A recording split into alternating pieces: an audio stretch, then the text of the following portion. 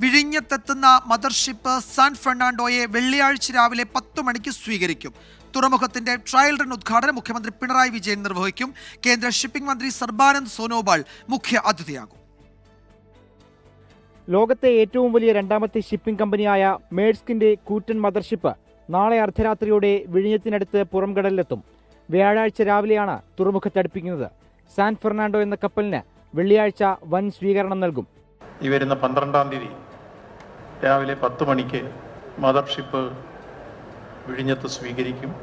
Trial run അവിടെ ചേരുന്ന സമ്മേളനത്തിൽ വെച്ച് ബഹുമാന്യനായ കേരളത്തിൻ്റെ മുഖ്യമന്ത്രി ഉദ്ഘാടനം ചെയ്യും. അച്ചടങ്ങിൽ തുറമുഖ വകുപ്പ് മന്ത്രി അധ്യക്ഷത വഹിക്കും.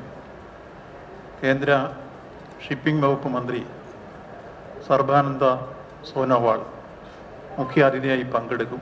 ശനിയാഴ്ചയും ഞായറാഴ്ചയും 2 ഫീഡർ കപ്പലുകൾ വിഴിഞ്ഞത്തെത്തും. സാൻ ഫെർണാണ്ടോ ഇറക്കിയ ചരക്കുകൾ ഫീഡർ കപ്പലുകളിൽ കയറ്റി മറ്റു തുറമുഖങ്ങളിലേക്ക് കൊണ്ടുപോകും.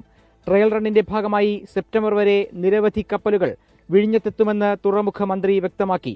ഡിസംബറിന് മുൻപ് തന്നെ കമ്മീഷൻ ചെയ്യാൻ കഴിഞ്ഞേക്കുമെന്നാണ് വിലയിരുത്തൽ. 24 തിരുവനന്തപുരം.